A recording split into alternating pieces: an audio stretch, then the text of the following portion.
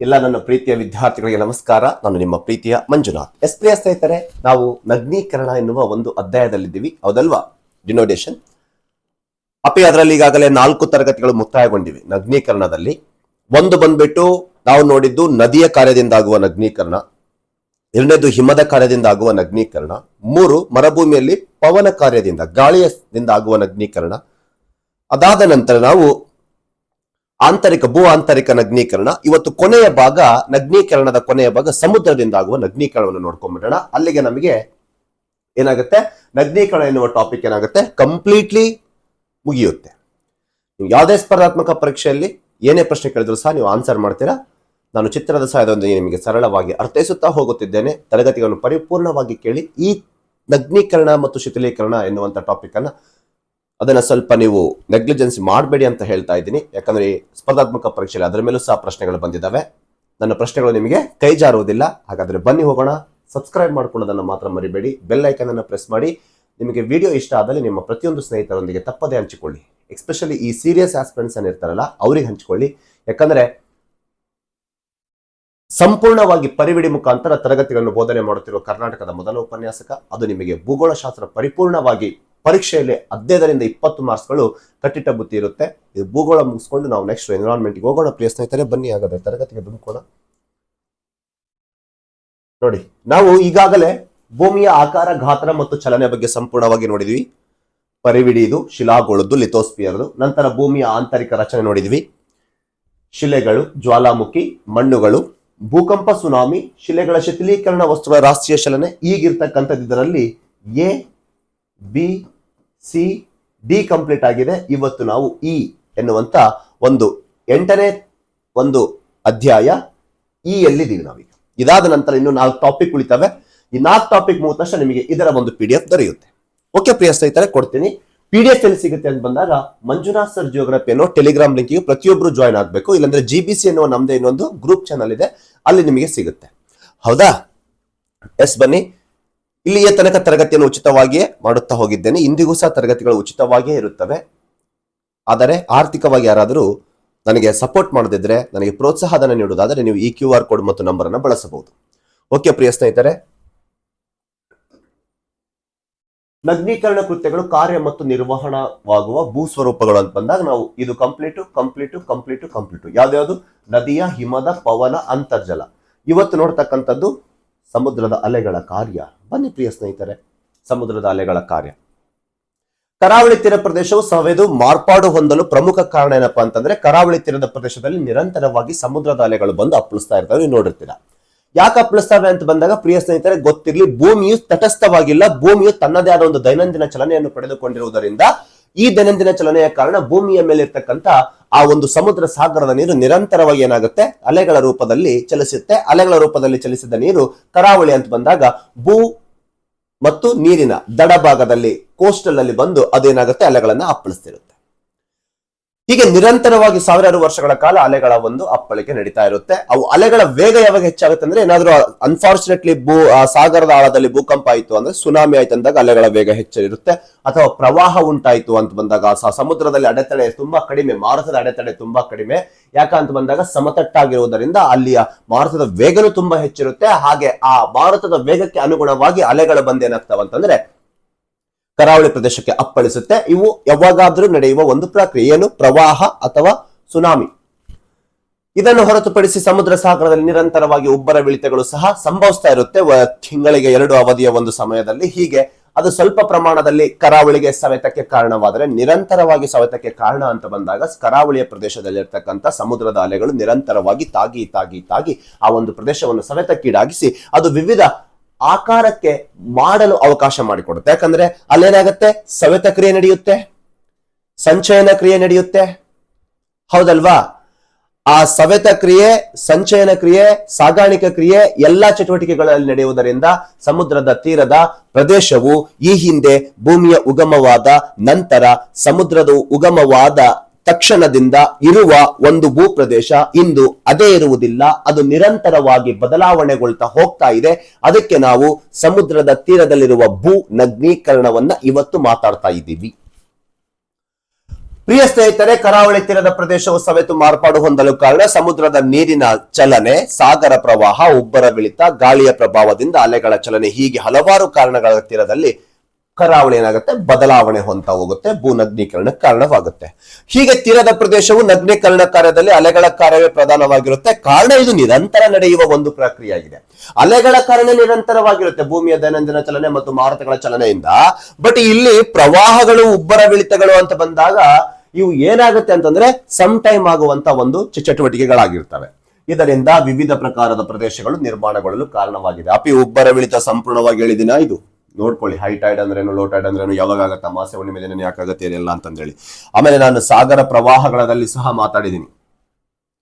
ಸಾಗರ ಪ್ರವಾಹಗಳನ್ನು ಮಾತಾಡಿದ್ದೀನಿ. ಸಾಗರ ಪ್ರವಾಹಗಳಂತ ಬಂದಾಗ ಉಷ್ಣ ಪ್ರವಾಹ, ಶೀತ ಪ್ರವಾಹಗಳನ್ನು ಮಾತಾಡಿದ್ದೀನಿ. ಬೇಕಾದ್ರೆ ನೋಡಿ, ಉತ್ತರಾರ್ಧಗೋಳದಲ್ಲಿ ಬಲಕ್ಕೆ ಉಷ್ಣ ಪ್ರವಾಹ, ದಕ್ಷಿಣಾರ್ಧಗೋಳದಲ್ಲಿ ಎಡಕ ಶೀತ ಪ್ರವಾಹ ಎಲ್ಲ ಮಾತಾಡಿದ್ದೀನಿ. ಅದನ್ನೂ ಸಹ ಸರಿಯಾಗಿ ನೋಡ್ಕೊಳ್ಳಿ.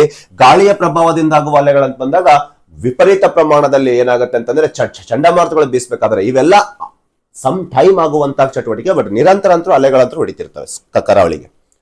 ಹೌದಾ, ಇಲ್ಲಿದೆ ನೋಡಿ ಅಲೆಗಳು ಬಂದು ಹೊಡಿತವೆ. ಬನ್ನಿ ನೋಡೋಣ ಅಲೆಗಳು. ವೇವ್ಸ್ ಅಂದ್ರೆ ಏನು? ವೇವ್ಸ್ ಅಂತಂದ್ರೆ ಸಮುದ್ರದಲ್ಲಿನ ಮಾರುತಗಳ ಅಡೆತಡೆ ತುಂಬಾ ಕಡಿಮೆ ಇರುವ ಕಾರಣ ಅದರ ವೇಗ ತುಂಬಾ ಹೆಚ್ಚಿರುತ್ತೆ, ಶಕ್ತಿ ಜಾಸ್ತಿ ಇದೆ ಅಂತ ಅರ್ಥ. ಯಾಕಂದ್ರೆ ಸಮುದ್ರ ಸಾಗರದಲ್ಲಿ ಯಾವುದೇ ಏನಿರಲ್ಲ, ಎತ್ತರ ಇಳಿತ ಪ್ರದೇಶ ಇರಂಗಿಲ್ಲ, ಸಮತಟ್ಟಾದ ಪ್ರದೇಶ ಇರುತ್ತೆ, ಮಾರುತಕ್ಕೆ ಅಡೆತಡೆ ಇರಂಗಿಲ್ಲ. ಈ ಭೂಭಾಗ ಅಂತ ಬಂದಾಗ ಪರ್ವತ, ಪ್ರಸ್ಥಭೂಮಿ, ಅರಣ್ಯ, ನಗರ ಅಂತ ಬಂದಾಗ ಮಾರುತ ಚಲಿಸಬೇಕಾದ್ರೆ ಅದರ ಒಂದು ಶಕ್ತಿ ಏನಾಗುತ್ತೆ, ಕಡಿಮೆ ಆಗುತ್ತೆ ಅಡೆತಡೆದಿಂದ. ಬಟ್ ಸಮುದ್ರ ಸಾಗರದಲ್ಲಿ ಅಡೆತಡೆ ಇರದೇ ಕಾರಣ ಅದು ನಿರಂತರವಾಗಿ ಚಲನೆಗೆ ಕಾರಣವಾದಾಗ ಅದರ ವೇಗ ಹೆಚ್ಚಾಗುತ್ತಾ ಹೋಗುತ್ತೆ, ಕಾರಣ ಸಮತಟ್ಟದೆ. ಇದರಿಂದ ಗಾಳಿಯು ಸವೆಸಲ್ಪಟ್ಟು ಹಾಗೂ ಒತ್ತಡಿಸಲ್ಪಟ್ಟು ಏರು ತಗ್ಗುಗಳು ರೂಪದಲ್ಲಿ ಒಂದು ಕಡೆಯಿಂದ ಮತ್ತೊಂದು ಕಡೆಗೆ ಚಲಿಸುತ್ತದೆ. ಏರು ತಗ್ಗು ರೂಪದಲ್ಲಿ ಒಂದು ಕಡೆಯಿಂದ ಮತ್ತೊಂದು ಕಡೆಗೆ ಚಲಿಸುತ್ತದೆ. ನಾವು ಇದನ್ನು ಅಲೆಗಳು ಅಂತ ಕರಿತೀವಿ. ನೀರು ಈ ರೀತಿ ಚಲಿಸುತ್ತೆ. ನೀರಿನ ಕಣಗಳ ಆಂದೋಲನವೇ ಅಲೆ ಎಂದು ಕರಿತೀವಿ. ನೀರಿನ ಕಣಗಳ ಆಂದೋಲನ ಹಿಂಗೊಂದು ಸರ್ಕಲ್ ಅತ್ಯಂತ ಮುಂದಕ್ಕೆ ಹೋಗುತ್ತೆ ಗಾಳಿ ಎದರಿಂದ. ಹೌದಾ, ಇದರಿಂದ ವೃತ್ತಾಕಾರವಾಗಿ ಅಲೆಗಳು ಚಲಿಸಲು ಆರಂಭಿಸ್ತವೆ. ವೃತ್ತಾಕಾರವಾಗಿ ಅಲೆಗಳು ಒಳಗೆ ಚಲಿಸಲು ಮೇಲೆ ವೇವ್ಸ್ಗಳು ಫಾರ್ಮ್ ಹಾಕ್ಯಂತ ಹೋಗ್ತವೆ. ಇಲ್ಲಿ ನೋಡಿ ಡಿಫ್ರೆಂಟ್ ವೇವ್ಸ್ ಇವೆಲ್ಲ ಈ ರೀತಿ ಫಾರ್ಮ್ ಹಾಕ್ಯಂತ ಹೋಗ್ತವೆ.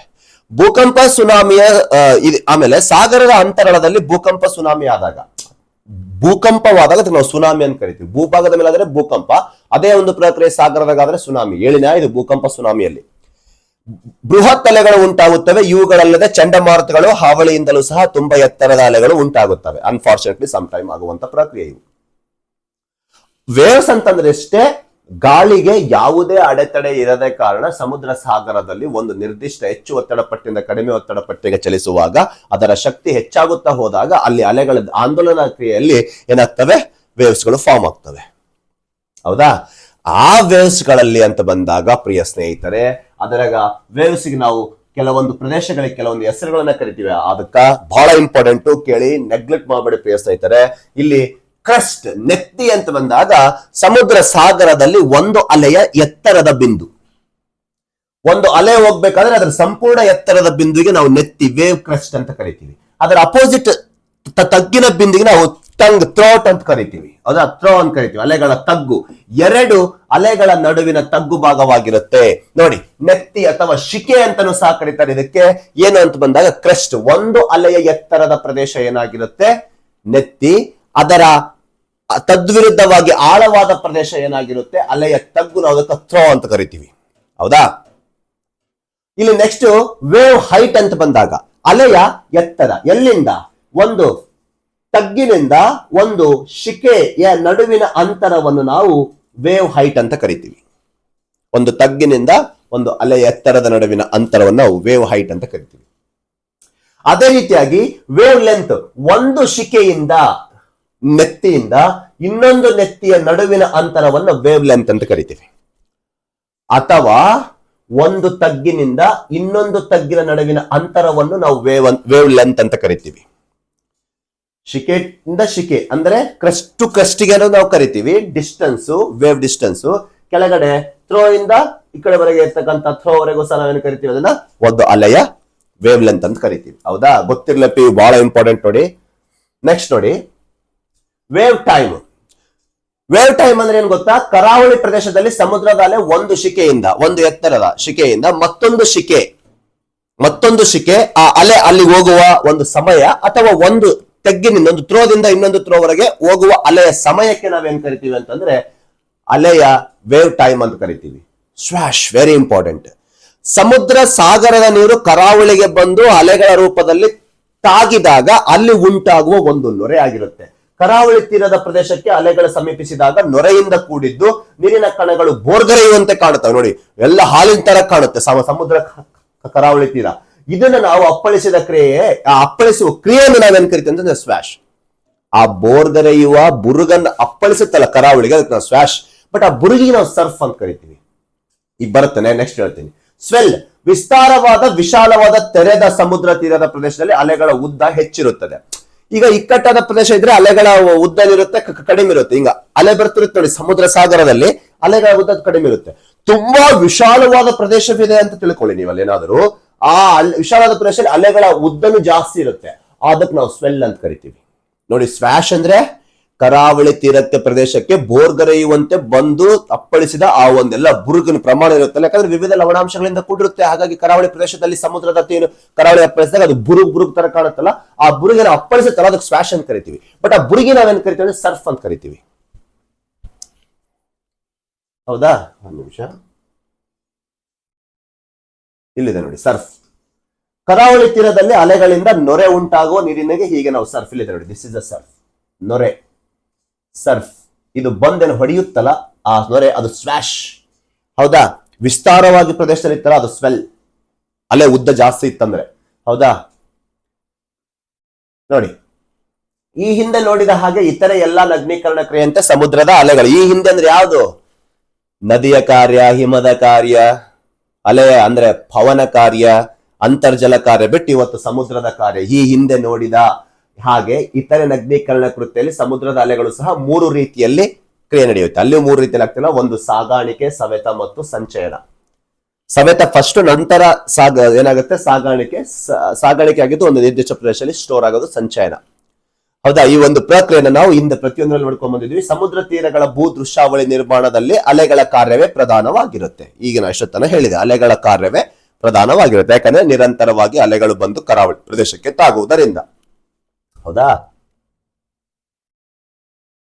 ಅಲೆಗಳ ಕಾರ್ಯವೇ ಪ್ರಧಾನವಾಗಿರುತ್ತೆ. ಹಾಗಾಗಿ ವಿವಿಧ ರೀತಿಯ ಒಂದು ಭೂ ಪ್ರದೇಶಗಳ ನಿರ್ಮಾಣಗೊಳ್ಳಲು ಸಾಧ್ಯ. ನೋಡಿ, ಇಲ್ಲಿ ಟೋಂಬೋಲೋ ಅಂತ ರಚನೆ ಆಗುತ್ತೆ. ನೋಡ, ಪ್ರತಿಯೊಂದು ಎಕ್ಸ್ಪ್ಲೇನ್ ಮಾಡ್ಕೊಂತ ಹೋಗ್ತೀವಿ. ಟೋಂಬೋಲೋ, ಸ್ಪಿಟ್ ಅಂದ್ರೆ ನಾಲಿಗೆ. ಆಮೇಲೆ ಇಲ್ಲಿ ಅಲ್ಲ ಉಗುಳು ಅನ್ಬೋದು, ಬಟ್ ಇದಕ್ಕೆ ನಾವು ನಾಲಿಗೆ ಅಂತ ಕರಿತೀವಿ. ಅದನ್ನ ನಮ್ಗೆ ಗೊತ್ತಾಗುತ್ತೆ. ನೆಕ್ಸ್ಟ್ ಮೇನ್ಲ್ಯಾಂಡ್ ಬೀಚ್ಗಳು ನೋಡೋಣ. ಆಮೇಲೆ ನೆಕ್ಸ್ಟ್ ಇಲ್ಲಿ ಲಗೂನ್ಸ್ ಗಳು ಹೇಗಾಗುತ್ತೆ, ಬೇಸ್ ಗಳು ಹೆಂಗ್ ಫಾರ್ಮ್ ಆಗುತ್ತೆ. ಹೌದಾ?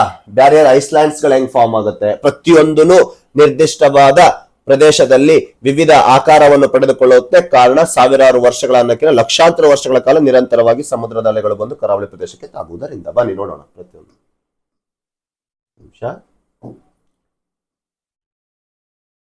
ಮೊದಲನೇದಾಗಿ ಸವೆತ, ನಂತರ ಸಾಗಾಣಿಕೆ, ಮೂರನೇದು ಸಂಚಿತ, ಸ್ಟೋರ್. ಸಮುದ್ರದ ಅಲೆಗಳ ಸವೆತ ಕಾರ್ಯ, ಎರೋಸನಲ್ ವರ್ಕ್, ಅದರಲ್ಲಿ 4 ವಿಧಗಳನ್ನು ನಾವು ನೋಡಬಹುದು. ಸವೆತ ಕಾರ್ಯದಲ್ಲಿ 4. ಒಂದು, ನೀರೊತ್ತಡ ಕ್ರಿಯೆ, ಹೈಡ್ರೋಲಿಕ್ ಆಕ್ಷನ್ ಒಂದು ನೋಡ್ತೀವಿ, ನೀರಿನ ಒತ್ತಡ ಕ್ರಿಯೆ. ಎರಡನೇದು ಕೊರೋಸಿಯನ್ ನೋಡ್ತೀವಿ, ಉಜ್ಜುವಿಕೆ, ಕರಾವಳಿ ಪ್ರದೇಶದಲ್ಲಿ ಉಜ್ಜುವ ಒಂದು ಕ್ರಿಯೆ. ಯಾಕಂದ್ರೆ ಅಲೆಗಳು. ಘರ್ಷಣೆ ಅಂತ ಬಂದಾಗ ಒಳ ಇರ್ತಕ್ಕಂಥ ವಸ್ತುಗಳ ಮತ್ತು ನೀರಿನ ಚಲನೆಯಿಂದಾಗುವ ಘರ್ಷಣೆ, ಫ್ರಿಕ್ಷನ್ ನೋಡಬಹುದು. ನಂತರ ಸಾಲ್ವೆಂಟ್ ಆಕ್ಷನ್, ದ್ರಾವಣೀಕರಣ, ಕರಾವಳಿ ಪ್ರದೇಶದಲ್ಲಿರ್ತಕ್ಕಂಥ ಭೂಮಿಯು ವಿವಿಧ ಲವಣಾಂಶಗಳಿಂದ ಕರಗುವ ಒಂದು ಪ್ರಕ್ರಿಯೆ ನಾವು ದ್ರಾವಣೀಕರಣ ಅಂತ ಕರಿತೀವಿ, ಸಾಲ್ವೆಂಟ್ ಆಕ್ಷನ್ ಅಂತ ಕರಿತೀವಿ. ಈ ರೀತಿ ನಾವು ಪ್ರೊಸೆಸ್ ಆಫ್ ಎರೋಸಿನ್ ಒಳಗಡೆ ದೇರ್ ಆರ್ 4 ಟೈಪ್ಸ್. ಒಂದು ಹೈಡ್ರೋಲಿಕ್ ಆಕ್ಷನ್, ಕೊರೋಸಿಯನ್, ಇನ್ನೊಂದು ಬಂದ್ಬಿಟ್ಟು ಅಟ್ರಾಕ್ಷನ್ ಅಂದ್ರೆ ಒಂದೇ, ಅಬ್ರಾಷನ್ ಅಂದ್ರೂ ಒಂದೇ, ಎರಡು ಒಂದೇ, ಘರ್ಷಣೆ, ಸಾಲ್ವೆಂಟ್ ಆಕ್ಷನ್ ಅಂತಂದೇಳಿ ನಾವು 4 ನೋಡ್ತೀವಿ. ಈ ಕ್ರಿಯೆ ನಡಿಬೇಕಂದ್ರೆ ನಿರಂತರವಾಗಿ ಸಮುದ್ರದ ತೀರದ ಪ್ರದೇಶದಲ್ಲಿ ಅಲೆಗಳು ಮತ್ತು ಸ್ವಲ್ಪ ಪ್ರಮಾಣದಲ್ಲಿ ಉಬ್ಬರವಿಳಿತ, ಪ್ರವಾಹ, ಭೂಕಂಪ ಅಂದ್ರೆ ಸುನಾಮಿ ಆಗುವ ಕ್ರಿಯೆಯಿಂದ ಅಂತ ಹೇಳ್ತೀವಿ. ಒಂದು ಉಜ್ಜುವಿಕೆ, ಅದರಲ್ಲಿ ಫಸ್ಟ್ ತಗೊಳ್ತಿದೀವಿ. ಕರಾವಳಿ ತೀರದ ಪ್ರದೇಶದಲ್ಲಿ ನಿರಂತರವಾಗಿ ಸಮುದ್ರದ ಅಲೆಗಳು ದಡಕ್ಕೆ ಬರುವುದರಿಂದ ಹಾಗೂ ಹಿಂತಿರುಗುವ ಕಾರ್ಯ. ಅಲೆಗಳು ಬಂದು ಹೊಡೆದು ವಾಪಸ್ ಏನಾಗ್ತವೆ, ಹಿಂತಿರುಗುವ ಕಾರ್ಯ. ತಮ್ಮೊಡನೆ ಶಿಲಾಚೂರುಗಳನ್ನು ಒಯ್ಯುವಾಗ ಅದು ಆಯುಧದಂತೆ ವರ್ತಿಸಿ ತೀರದ ಮೇಲ್ಮೈಯನ್ನು ಉಜ್ಜುತ್ತದೆ.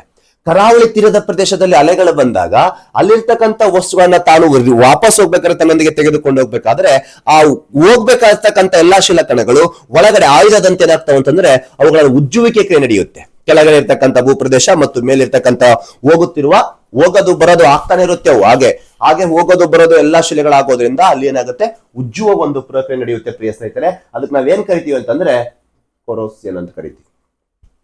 ಈ ಕಡೆಯಿಂದ ತೀರದ ಶಿಲಾ ಮೇಲ್ಮೈಯು ನಯವಾಗುವುದು ಜೊತೆಗೆ ಅದರೊಡನೆ ಉಜ್ಜಯಿಸಲ್ಪಟ್ಟ ಶಿಲಾಚೂರುಗಳು ಏಣಿಗಳೆಲ್ಲ ಸವೆದು ದುಂಡಾಕಾರದಲ್ಲಿರ್ತವೆ. ಬೇಕಾದ್ರೆ ನೋಡಿ ನೀವು, ಸಮುದ್ರ ಸಾಗರದಲ್ಲಿ ಸಿಗುವ ಶಿಲೆಗಳು ದುಂಡಾಕಾರದಲ್ಲಿರ್ತವೆ, ನದಿಯಲ್ಲಿ ಸಿಗುತ್ತೆ ಅವನು ದುಂಡಾಕಾರ, ಆಣೆಕಲ್ ಅಂತ ಕರಿತೀವಿ ನಾವು. ಅದರಂಗೆ ಸಮುದ್ರ ಸಾಗರದಲ್ಲಿ ನೋಡಿ ಎಷ್ಟು ಸ್ಮೂತ್ ಆಗಿ ದುಂಡಾಕಾರದಲ್ಲಿ ರಚನೆ ಆಗಿರ್ತವೆ. ಉಜ್ಜುವ ಒಂದು ಪ್ರಕ್ರಿಯೆ ಸಾವಿರಾರು ವರ್ಷಗಳ ಕಾಲ ನಡೆದ ಸೌಧ ಆ ಒಂದು ಸ್ಥಾನಕ್ಕೆ ಬಂದಿರುತ್ತೆ. ಈ ಪ್ರಕ್ರಿಯೆಯಿಂದ ತೀರದಲ್ಲಿ ನುಣುಪಾದ ಗುಂಡಾಕಾರದ ಶಿಲಾಚೂರುಗಳು ನಮಗೆ ದೊರೆಯಲು ಸಾಮಾನ್ಯ. ಹೌದಲ್ವಾ? ಎಸ್, ಇದನ್ನ ನಾವೇನು ಕರಿತೀವಿ, ಉಜ್ಜುವಿಕೆ. ನೆಕ್ಸ್ಟ್ ಬಂದ್ಬಿಟ್ಟೇನು, ಘರ್ಷಣೆ, ಅಟ್ರಾಕ್ಷನ್ ಆರ್ ಅಬ್ರಾಷನ್ ಅಂತ ಕರಿತೀವಿ. ನಿರಂತರ ಸಮುದ್ರದ ಅಲೆಗಳು ಹಿಂದಕ್ಕೆ ಮುಂದಕ್ಕೆ ಚಲಿಸುವ ಕಾರಣ ದಡದಲ್ಲಿರುವ ಬಂಡೆಗಳು ಒಡೆದು ಶಿಲಾಚೂರುಗಳು ಅಥವಾ ಮರಳಿನ ಕಣಗಳು ನೀರಿನೊಡನೆ ಕೊಂಡೊಯ್ಯಲ್ಪಡುತ್ತವೆ. ಈಗಾಗಲೇ ಇರುವ ಕಣಗಳ ಒಂದು ಪ್ರಕ್ರಿಯೆ, ಅವು ವಾಪಸ್ ಹೋಗ್ಬೇಕಾದ್ರೆ ಅದೇನಾಯ್ತು, ಅದು ಹೀಗಾಗಿದ್ದು ಉಜ್ಜುವಿಕೆ ಆಯ್ತು. ಮತ್ತೆ ಅಲ್ಲಿರ್ತಕ್ಕಂಥ ಶಿಲೆಗೆ ನೀರು ಬಂದು ಅಪ್ಪಳಿಸೋದ್ರಿಂದ ಅದೇನಾಗುತ್ತೆ, ಘರ್ಷಣೆ ಆಗ್ತಿರುತ್ತೆ. ಘರ್ಷಣೆ ಆಗಿ ಅದು ಶಿಲಾಚೂರುಗಳ ಬಿಡುಗಡೆಯಾಗಿ ಸವೆದು ಅದೇನಾಗುತ್ತೆ, ನೀರಿನೊಡನೆ ತೆಗೆದುಕೊಂಡು ಹೋಗ್ತಾ ಇರುತ್ತೆ. ಅದಕ್ಕೆ ನಾವೇನ್ ಕರಿತೀವಿ ಅಂದ್ರೆ ಘರ್ಷಣೆ. ಇವು ಅಲೆಗಳ ಕಾರ್ಯದಿಂದ ಪರಸ್ಪರ ಘರ್ಷಿಸಿ ಒಡೆದು ಚೂರು ಚೂರುಗಳಾಗುತ್ತವೆ. ಅಲೆಗಳ ಕಾರ್ಯದಿಂದ ನಿರಂತರವಾಗಿ ಪ್ರದೇಶದಲ್ಲಿರ್ತಕ್ಕಂಥ ಶಿಲೆಗಳ ಘರ್ಷಣೆಗೆ ಅವು ಚೂರು ಚೂರುಗಳಾಗ್ತವೆ. ಚೂರು ಚೂರುಗಳಾದ ಕಣಗಳನ್ನು ತೆಗೆದುಕೊಂಡು ಹೋಗುವುದಕ್ಕೆ ನಾವೇನು ಕರಿತೀವಿ, ಅವಲೇ ಕೊರೋಸಿನ್ ಅಂತ ಕರೆದಿವಿ. ಅದು ಚೂರು ಚೂರುಗಳಾಗೋದಕ್ಕೆ ಏನ್ ಕರಿತಾ ಇದೀವಿ, ಆ ಸಮುದ್ರದ ಅಲೆಗಳ ಕಾರ್ಯದಿಂದ ಘರ್ಷಣೆ. ಹೌದಾ? ಅದು ಉಜ್ಜುವಿಕೆ, ತೆಗೆದುಕೊಂಡು ಹೋಗ್ಬೇಕಾದ್ರೆ ಉಜ್ಜುತ್ತೆ, ಸವಿತಾ ಇದೆ ಘರ್ಷಣೆ ಅಲೆಗಳಿಂದ. ಹೌದಾ? ಈ ನಿರಂತರ ಪ್ರಕ್ರಿಯೆ ಸಾವಿರಾರು ವರ್ಷಗಳ ಕಾಲ ನಡೆಯುವುದರಿಂದ ತೀರದ ಪ್ರದೇಶವು ನಾವು ಮರಳಿನ ಕಣಗಳನ್ನು ಹೆಚ್ಚಾಗಿ ನೋಡಬಹುದು. ಮತ್ತೆ ಕರಾವಳಿ ತೀರದ ಪ್ರದೇಶದಲ್ಲಿ ನೋಡಿ ಮರಳು ಜಾಸ್ತಿ ಇರುತ್ತೆ. ಅದರಿಂದ ವಿವಿಧ ಆಕಾರಗಳ ನಿರ್ಮಾಣ ಮಾಡ್ತಾರೆ. ಅದರಲ್ಲಿ ಬೀಚ್ ವಾಲಿಬಾಲ್ ಆಡ್ತಿರ್ತಾರೆ, ಕೆಲವೊಂದು ಸ್ಪೋರ್ಟ್ಸ್ ಗಳು ನಡೀತಾ ಇರುತ್ತೆ. ಹೌದಲ್ವಾ? ನೀವು ಬೇಕಾದ್ರೆ ನೋಡಿ, ಕರಾವಳಿ ತೀರದ ಪ್ರದೇಶದ ಮರಳು ತುಂಬಾ ನುಣುಪಾಗಿರುತ್ತೆ. ಯಾಕಂದ್ರೆ ಸಾವಿರಾರು ವರ್ಷದಿಂದ ಆ ಒಂದು ಉಜ್ಜುವ ಕ್ರಿಯೆಯ ಘರ್ಷಣೆ ಕ್ರಿಯೆ ಎಲ್ಲ ನಡೆದ ಏನಾಗಿರುತ್ತೆ, ಅದು ಚಿಕ್ಕ ಚಿಕ್ಕ ಕಣಗಳಾಗಿ ಬದಲಾಗಿರುತ್ತೆ. ಈಗ ನಾವು ನೋಡ್ತಾ ಇರೋದು ಅಟ್ರಾಕ್ಷನ್, ಕಣಗಳನ್ನು ತಗೊಂಡು ಹೋಗ್ತಾ ಇದೆ ನೋಡಿ. ದ್ರಾವಣೀಕರಣ, ಸಾಲ್ವೆಂಟ್ ಆಕ್ಷನ್. ಕರಗುವಿಕೆ, ಸಮುದ್ರ ತೀರದ ಕೆಲವು ಶಿಲೆಗಳು ರಾಸಾಯನಿಕ ಪ್ರಕ್ರಿಯೆಯಲ್ಲಿ ನೀರಿನಲ್ಲಿ ಕರಗಿ ವಿಲೀನಗೊಳ್ಳುತ್ತವೆ, ಸವೆದು ಹೋಗ್ತಾವುದು. ಅದನ್ನ ಸಾಲ್ವೆಂಟ್ ಆಕ್ಷನ್ ಅಂತ ಕರಿತೀವಿ. ಯಾಕಂದ್ರೆ ಸಮುದ್ರದಲ್ಲಿ ವಿವಿಧ ಲವಣಾಂಶಗಳಿಂದ ಕೂಡಿದೆ. ಹಾಗಾಗಿ ಕರಾವಳಿ ತೀರದ ಪ್ರದೇಶದಲ್ಲಿ ಇರ್ತಕ್ಕಂಥ ವಿವಿಧ ಖನಿಜಾಂಶದಿಂದ ಕೂಡಿರ್ತಕ್ಕಂಥ ಶಿಲೆಗಳ ಮೇಲೆ ಅದು ಪ್ರಕ್ರಿಯೆಯನ್ನು ನಡೆದಾಗ, ಕೆಮಿಕಲ್ ರಿಯಾಕ್ಷನ್ ಆದಾಗ ಅದು ದ್ರಾವಣೀಕರಣ, ಸಾಲ್ವೆಂಟ್ ಆಕ್ಷನ್ ಆಗುತ್ತೆ. ಹೌದಲ್ವಾ? ಆ ಒಂದು ಪ್ರಕ್ರಿಯೆಯಿಂದ ಸುಣ್ಣದ ಕಲ್ಲಿನಿಂದ ಕೂಡಿದ ತೀರದ ಪ್ರದೇಶವು ವಿಶೇಷವಾಗಿ ಈ ರೀತಿ ನೋಡಬಹುದು ನಾವು. ಈಗ ನಾವು ಇಂದಿನ ನಗ್ನೀಕರಣದಲ್ಲಿ ಅಂತರ್ಜಲ ಯಾಕ ಆ ಒಂದು ಪ್ರದೇಶವನ್ನು ಬದಲಾವಣೆ ಮಾಡಿತಾ, ಸುಣ್ಣದ ಕಲ್ಲಿನ ತಪ್ಪ ಅಂತಂದ್ರೆ ಅದೇನಾಗುತ್ತೆ, ಕ್ಯಾಲ್ಸಿಯಂ ಕಾರ್ಬೊನೇಟ್ ದ್ರಾವಣೀಕರಣಕ್ಕೊಳಪಡುತ್ತಲ್ವಾ? ಆ ಒಂದು ಪ್ರಕ್ರಿಯೆ ಕರಾವಳಿ ತೀರದ ಪ್ರದೇಶದಲ್ಲಿನೂ ಆಗ್ತಿರುತ್ತೆ. ಹಾಗಾಗಿ ನಾವು ವಿವಿಧ ಆಕಾರವನ್ನು ಅಲ್ಲಿ ಪಡೆದುಕೊಳ್ಳಕ್ ಸಾಧ್ಯ ಆಗುತ್ತೆ. ನೀರೊತ್ತಡ ಕ್ರಿಯೆ, ಹೈಡ್ರಾಲಿಕ್ ಆಕ್ಷನ್ ಕೇಳಿ. ಸಮುದ್ರ ದಡದ ನೀರು ನಿರಂತರ ಅಲೆಗಳ ಚಲನೆಯಿಂದ ಶಿಲೆಗಳು ಬಿರುಕು ಹಾಗೂ ಸೀಳುಗಳನ್ನು ಹೊಂದಿರುತ್ತವೆ. ಹೌದು, ಅದು ಹೊಡೆದು ಸ್ಮೂತ್ ಇರೋ ಪ್ರದೇಶ ಏನಾಗಿರುತ್ತೆ, ಸೀಳುಗಳಾಗಿರುತ್ತವೆ. ಆ ಸೀಳುಗಳಿಗೆ ನೀರು ಒತ್ತುತ್ತೆ ಜಾಸ್ತಿ. ಅಂತಹ ಶಿಲೆಗಳ ಸಮುದ್ರದ ಅಲೆಗಳು ಬಂದು ಬಡಿದಾಗ ಅದರ ರಭಸಕ್ಕೆ ನೀರಿನಲ್ಲಿ ಆ ಬಿರುಕು ರಂಧ್ರಗಳು ಒಳಗೆ ಪ್ರವೇಶಿಸಿ ಬಿರುಕುಗಳಲ್ಲಿ ಗಾಳಿಯ ಸಂಕೋಚನಗೊಳ್ಳುತ್ತದೆ. ನೋಡಿ ಇಲ್ಲೆಲ್ಲ ಈ ರೀತಿ ಬಿರುಕಿರ್ತಾವಲ್ಲ, ಎಲ್ಲ ಬಿರುಕಿರುತ್ತೆ. ಇದ್ರ ಒಳಗಡೆ ನೀರು ಹಿಂಗ್ ಫೋರ್ಸ್ ಹೋದಾಗ ಅಲ್ಲಿ ಗಾಳಿ ಏನಾಗುತ್ತೆ, ಪ್ರೆಷರ್ ಒಳಗೆ, ಯಾಕಂದ್ರೆ ಆಲ್ರೆಡಿ ಇದ್ರಾಗ ಏನಿರುತ್ತೆ, ಈಗ ಗಾಳಿ ಸ್ಟೋರ್ ಆಗಿರುತ್ತೆ.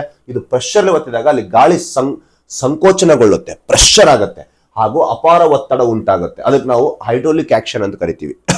ಯಾಕ, ಕರಾವಳಿ ತೀರದ ಪ್ರದೇಶದಲ್ಲಿ ಈಗಾಗಲೇ ಸಮುದ್ರದ ಅಲೆಗಳಿಂದ ರಚನೆಯಾದ ಸವೆದು ಹೋದ ಪ್ರದೇಶದಲ್ಲಿ ಬೃಹತ್ ಇಕ್ಕಟ್ಟಾದ ಪ್ರದೇಶಗಳಲ್ಲಿ ಈಗ ನೀರು ಒತ್ತುತ್ತಾ ಇರುತ್ತೆ. ಅದಕ್ಕೆ ನಾವು ಅಲ್ಲಿ ಗಾಳಿ ಸಂಕೋಚನೆಯಿಂದ ಅದು ಪ್ರೆಷರ್ ಇದಾಗುತ್ತೆ.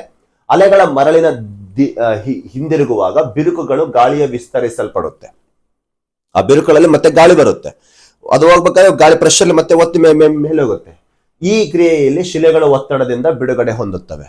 ಹೌದಲ್ವಾ? ಇದು ಮತ್ತೆ ಒಂದ್ಸರಿ 2 ಸರಿ ಅಲ್ಲ ಹಂಗೆ ಪ್ರತಿ ವರ್ಷ ನಿರಂತರವಾಗಿ ಆ ಒಂದು 24 ಗಂಟೆ 24 ಇಂಟು ಅನ್ನೋದು ಆ ಕ್ರಿಯೆ ನಡೀತಾನೆ ಇತ್ತಂದ್ರೆ ಮತ್ತೆ ಶಿಲು ಬಿರುಕು ಹೊಡೆದು ಸವಿಯೋದು ಕಾರಣ. ಈ ಕಾರ್ಯದಿಂದ ನಿರಂತರ ನಡೆಯುವ ಬಿರುಕು ತುಂಬಾ ಅಗಲವಾಗುತ್ತಾ ಹೋಗಿ ಶಿಲೆಗಳು ಹೊಡೆದು ಸಣ್ಣ ಸಣ್ಣ ಕಣಗಳಾಗಿ ಚೂರಾಗ್ತವೆ. ಇವೆಲ್ಲ ಸಣ್ಣ ನೋಡಿ, ಈಗ ಹಿಂದೆಲ್ಲ ಬಿರುಕು ಹೊಡಿತಾ ಹೋಗ್ತಾ ಇದೆ, ಹೊಡೆದು. ಹೌದಾ? ಎಸ್, ಈಗ ನಾವು ಅದನ್ನ 4 ವಿಧಗಳಲ್ಲಿ ನೋಡಿದೀವಲ್ವಾ. ಈಗ ನೆಕ್ಸ್ಟ್ ಸವೆತ ಕಾರ್ಯ. ಇಷ್ಟತ್ ನೋಡಿದ್ದೇನು ಸಾಗಾಣಿಕಾ ಕಾರ್ಯ, ಸವೆತ ಕಾರ್ಯ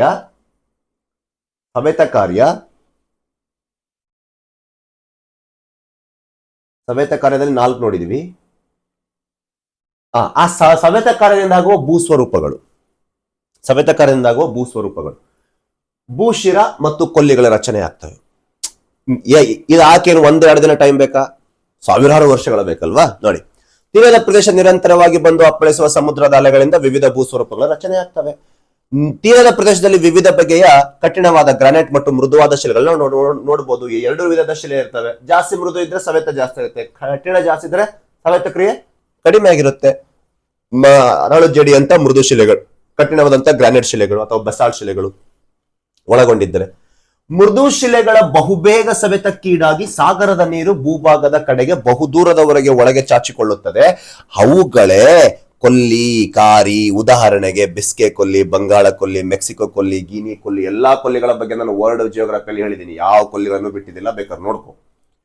ನೋಡಿ, ಇದು ಕಠಿಣವಾದ ಪ್ರದೇಶ, ಇದು ತುಂಬಾ ಮೃದುವಾದ ಪ್ರದೇಶ. ಬೆಸ್ಟ್ ಎಕ್ಸಾಂಪಲ್, ಇಲ್ಲಿ ಗ್ರಾನೈಟ್ ಶಿಲೆಗಳು ಜಾಸ್ತಿ ಇರುತ್ತೆ. ಎಕ್ಸಾಂಪಲ್ ಅದು ಅಗ್ನಿಶಿಲೆ, ಬೆಸಾಲ್ಟ್ ಶಿಲೆಗಳಿದ್ದಂತ ಅವೆಲ್ಲ ಅಗ್ನಿಶಿಲೆ.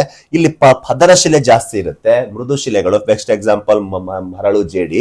ಅಂತಲ್ಲಿ ಏನಾಗುತ್ತೆ, ನೀರು ಜಲ್ದಿ ಒಳಗೋಗುತ್ತೆ, ಯಾಕಂದ್ರೆ ಸವೆತಕಾರ ಜಾಸ್ತಿ ಆಗಿ ಅದು ಈ ರೀತಿ ಒಳಗೋದಾಗ ನಾವು ಅದಕ್ಕೆ ಬೇ ಅಂತ ಕರಿತೀವಿ. ಬೇ. ಈಗ ಮುಂದೆ ಇದೆ ಅಲ್ಲ, ಇದು ಹೀಗೆ ಚಾಚ್, ಇದಕ್ಕೆ ನಾವು ಕ್ಲಿಫ್ ಅಂತ ಕರಿತೀವಿ. ನೋಡಿ, ಇದು ಕ್ಲಿಫ್ ಅಂತ ಕರಿತೀವಿ. ಇದಕ್ಕೇನು ಕ್ಲಿಫ್.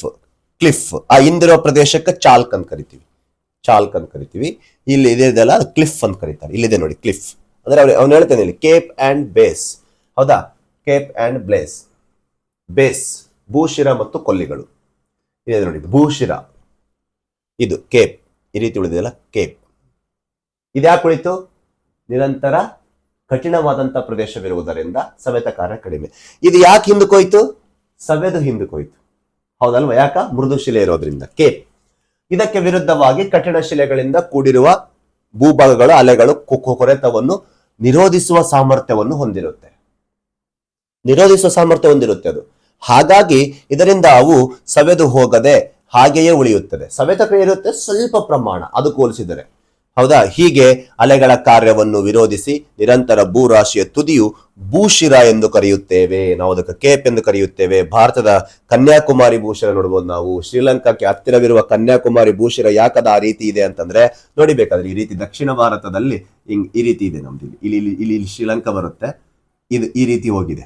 ಹೌದಾ? ಧನುಷ್ಕೋಡಿ ಅದು ತುಂಬಾ ಕಠಿಣವಾದ ಶಿಲೆಗಳಿಂದ ಕೂಡಿರುವ ಕಾರಣ ಅದು ಹಾಗೆ ಉಳ್ಕೊಂಡಿದೆ. ಆಮೇಲೆ ಆಫ್ರಿಕಾದ ಕೇಪ್ ಟೌನ್, ಕೇಪ್ ತೀರ ಪ್ರದೇಶ, ಆಫ್ರಿಕಾದ ಗುಡ್ ಹೋಪ್ ಅಂತ ಕರಿತಿದ್ವಲ್ಲ ಮೊದ್ಲಿಗೆ. ಯಾರು ಕರೆದಿದ್ರು ಗುಡ್ ಹೋಪ್ ಅಂತಂದೇಳಿ? Henry the navigator. ಅದೇ ಕೇಪ್ ಟೌನ್. ದಕ್ಷಿಣದ ಅಮೆರಿಕಾದ ಕೇಪ್ ಹಾರ್ನ್, ದಕ್ಷಿಣ ಅಮೆರಿಕ ಖಂಡದಲ್ಲಿ ಕೇಪ್ ಹಾರ್ನ್ ಅಂತ ಬರುತ್ತೆ. ಹೌದಾ? ಭೂ ತೀರಗಳ ಸಮೀಪದಲ್ಲಿ ಚಿಕ್ಕ ಪುಟ್ಟ ದ್ವೀಪಗಳನ್ನು ಒಳಗೊಂಡಿದ್ದ ನಾವು ಕಾಲ್ಫ್ ಅಂತ ಕರಿತೀವಿ. ಏನ್ ಕರಿತೀವಿ? ಕಾಲ್ಫ್. ಅದೇ ಆ ಭೂಶಿರದಿಂದ ಮುಂದೆ ಚಿಕ್ಕ ಪುಟ್ಟ ದ್ವೀಪಗಳ ಬೆಸ್ಟ್ ಎಕ್ಸಾಂಪಲ್ ಏನ್ಕೊಳ್ಳಿ ಗೊತ್ತೇನು? ನಮ್ದು ರಾಮ ಸೇತುವೆ, ಅದಕ್ಕೆ ನಾವು ಕಾಲ್ಫ್ ಅಂತ ಕರಿತೀವಿ. ಹೌದಾ? ಅವು ಚಿಕ್ಕ ಚಿಕ್ಕ ದ್ವೀಪಗಳನ್ನ ಒಳಗೊಂಡಿರುತ್ತಲ್ಲ. ಎಲ್ಲಿ?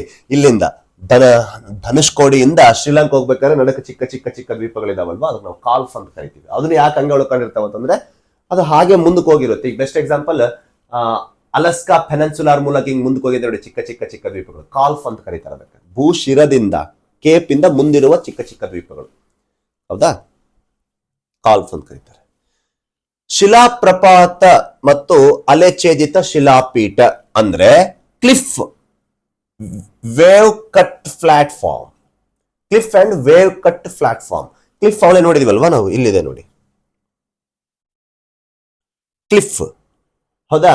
ಕ್ಲಿಫ್ ಇದು ಹೆಂಗ್ ಫಾರ್ಮ್ ಆಗುತ್ತೆ ಅಂತ ಬಂದಾಗ ಅದನ್ನ ನಾವು ಹಿಂಗ್ ನೋಡ್ಬೋದು ಸೈಡ್ ವ್ಯೂ ಅಲ್ಲಿ. ಇದು ಅಷ್ಟು ನಾವು ಕ್ಲಿಫ್ ಅಂತ ಕರಿತೀವಿ. ಕ್ಲಿಫ್ ಇಲ್ಲಿ ನೋಡಿ, this is a wave cut platform. ಇದು ಆಲ್ರೆಡಿ ಸವೆದು ಹೋಗಿ ತಗ್ಗಿನಲ್ಲಿ ಇರ್ತಕ್ಕಂಥ ಪ್ರದೇಶ. ಇದು ಸಹ ಸಮುದ್ರದ ತೀರದ ಪ್ರದೇಶ. ಅಲೆಗಳು ಇದು ಸಮಾನಾಂತರವಾಗಿ, ಇದು ಏನಿರುತ್ತೆ ತುಂಬಾ ಕಡಿದಾದ ಪ್ರದೇಶವನ್ನು ಒಳಗೊಂಡಿರುತ್ತೆ. ಇದು ಏನಿದು ವೇವ್ ಕಟ್ ಪ್ಲಾಟ್ಫಾರ್ಮ್, ತೀರದ ಪ್ರದೇಶದಲ್ಲಿ ಸಮಾನಾಂತರವಾಗಿರುವ ಭೂ ಪ್ರದೇಶ. ಅಲ್ಲಿಂದ ಮುಖ ಮಾಡಿ ಎತ್ತರದ ಪ್ರದೇಶವನ್ನು ಒಳಗೊಂಡು ನಾವು ಕ್ಲಿಫ್ ಅಂತ ಕರಿತೀವಿ ಪ್ರಿಯ ಸ್ನೇಹಿತರೆ. This is the cliff. Cliff ನೋಡಿ, ಸಮುದ್ರ ತೀರಕ್ಕೆ ಸಮಾನಾಂತರವಾಗಿ ಮತ್ತು ಸಮುದ್ರಕ್ಕೆ ಎದುರಾಗಿರುವ ಬಂಡೆಯ ಕಡಿದಾದ ಮುಖವನ್ನು ಶಿಲಾಪ್ರಪಾತ, ಕ್ಲಿಫ್ ಅಂತ ಕರಿತೀವಿ. ಕಡಿದಾದ ಮುಖವನ್ನು ಶಿಲಾಪ್ರಪಾತ, ಕ್ಲಿಫ್ ಅಂತ ಕರಿತೀವಿ. ಅಥವಾ ಕಡಿದಾದ ಬಂಡೆಯ ಮುಖವೆಂದು ಕರೆಯುತ್ತಾರೆ. ನಿರಂತರ ಸಮುದ್ರದ ಅಲೆಗಳ ಕಾರ್ಯದಿಂದ ಅದು ತುಂಬಾ ಇಳಿಜಾರನ್ನು, ಕಡಿದಾದ ಭಾಗವನ್ನು ಹೊಂದಿರುತ್ತದೆ. ಕೆಲವು ಸಂದರ್ಭದಲ್ಲಿ ಮೆಟ್ಟಿಲಿನಂತೆ ಸಹ ಇದೇನಾಗಬಹುದು, ರಚನೆ ಆಗ್ಬಹುದು. ಅದರ ಕೆಳಗಿರುವ ಸಮತಟ್ಟಾಗಿದೆ ವೇವ್ ಕಟ್ ಪ್ಲಾಟ್ಫಾರ್ಮ್ ಅಂತ ಕರಿತೀವಿ ನಾವು ಅದನ್ನ. ಸಮುದ್ರದ ಗುಹೆಗಳು, ಕೇವ್ಸ್ ನೋಡಿಗ ಹೆಂಗಿದೋ ಗುಹೆಗಳು, ಇವು ಯಾಕೆ ರಚನೆ? ಅದು ಸುಣ್ಣದ ಕಲ್ಲಿನ ಪ್ರಮಾಣ ಜಾಸ್ತಿ ಇತ್ತು ಆ ಪ್ರದೇಶ, ಮೃದುವಾದ ಶಿಲೆ ಒಳಗೊಂಡಿತ್ತು. ಅಂದ್ರೆ ಸಮುದ್ರದ ಅಲೆಗಳು ಹೊಡೆದು ಹೊಡೆದು ಹೊಡೆದು ಸವೆದು ಹೋಗಿ ಇದು ಒಡೆಯದೆ ಸವೆಯದೆ ಇರ್ತಕ್ಕಂಥ ಪ್ರದೇಶ ತುಂಬಾ ಕಠಿಣವಾಗಿರೋದ್ರಿಂದ ಹಾಗೆ ಉಳಿಯುತ್ತೆ. ಇದು ಒಳಗೆ ಹೋಗಿದ್ದೆಲ್ಲ ನೀರು ಅದಕ್ಕೆ ಅಪ್ಪಳಿಸಿದಾಗ ಅದು ಹಿಂಗ ಕೇವ್ಸ್ಗಳು, ಸಿ ಕೇವ್ಸ್ ಅಂತ ಕರಿತೀವಿ ನಾವು ಇವುಗಳಿಗೆ. ಸಮುದ್ರದ ಅಲೆಗಳ ನಿರಂತರ ಕ್ರಿಯೆಯಿಂದ ಶಿಲಾಪ್ರಪಾತ ಶಿಲೆಗಳು ಸವೆಯುತ್ತವೆ. ಶಿಲಾಪ್ರಪಾತ ಶಿಲೆಗಳು ಸವೆಯುತ್ತವೆ. ಮೃದುವಾದ ಶಿಲೆಗಳು ಬೇಗನೆ ಸವೆತಕ್ಕೀಡಾಗಿ ಶಿಲಾಮುಖ ಭಾಗದಲ್ಲಿ ಬಿರುಕು ಸೀಳಿ ಅಥವಾ